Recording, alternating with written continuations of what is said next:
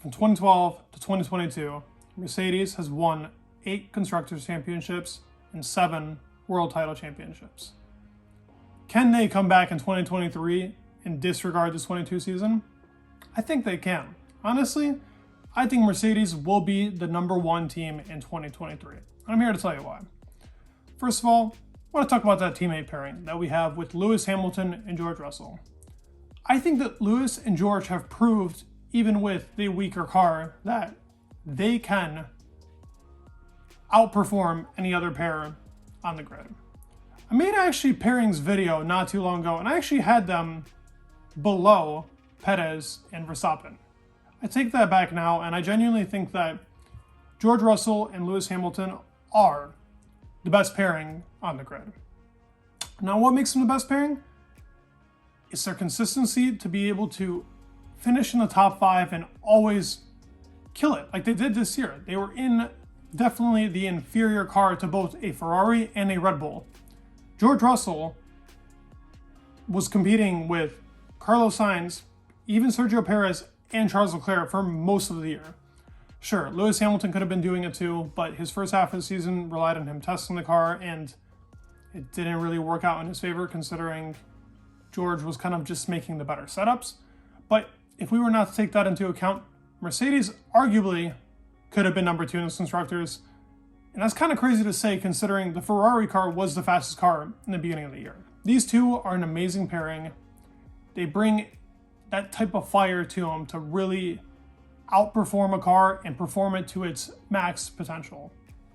Both George and Lewis, but we know Lewis. He's a 7-time world champion. He's won 6 with Mercedes, 1 with McLaren.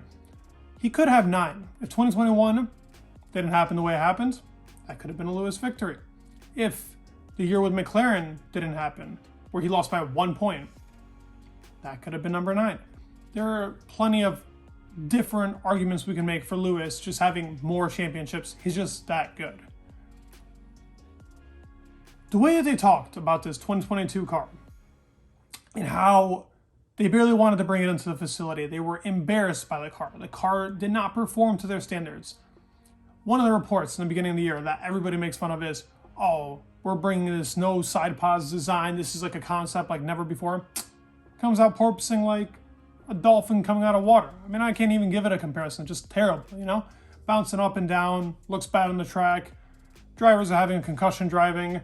Lewis Hamilton's getting out like a grandpa. I mean, the car wasn't performing to what Mercedes standards are. And this is what I love about the Mercedes team. It's the standards. It's how they consist themselves, how they are as a team. They don't look and they're not like, we're happy with getting a P3 or a P4. We're happy with the improvements. No, we just want to fucking win. And that is just how they are. They want to win and they want to make it back to that top. They're not looking at any other position, just number 1. Now, as I was talking about the 2022 car, the car went from arguably being close to the Alpines and McLarens in the very beginning of the year to probably being the closest car to the Red Bull when it comes to race pace. Now, that doesn't just happen overnight. They obviously worked on the car, and the car really only showed its true pace in, I would say, 4 or 5 races in the year. We had Silverstone, where they arguably could have been the fastest, with Lewis Hamilton having that insane speed if it wasn't for the safety car. We had Zandvoort, where they could have won, potentially. We had Brazil, we had Mexico, and we had Coda. Now, these are the 5 races that the Mercedes car really showed its potential. 5 out of 22 isn't a good number, and the Red Bull had probably like 20 out of 22. Maybe something like Australia wasn't its strongest suit, which was kind of funny. I thought that would have been a good race for it. That's it. So 21 out of 22. But long story short, this Mercedes car improved, like I said, from Alpine to almost Red Bull. They brought almost a second and a half practically in performance into this car, and the second half of the season, the one upgrades that we saw that worked, especially in Coda, Brazil, and Mexico, those were upgrades that were supposed to be on the 2023 car. Most of these upgrades for the second half of the season were made for the 2023 car, only just here to be tested because they were out of it. They just wanted to see if they could get a win out of it. guess what? They got a win out of it. The upgrades that they have brought are going to put them back into that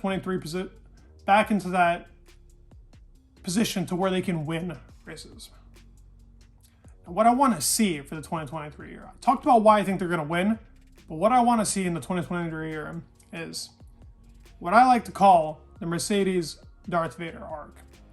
Now, in 2020, we saw that full black livery, slicked out, black overalls, just looking mean, man. I would say this is the meanest looking car we have seen in F1.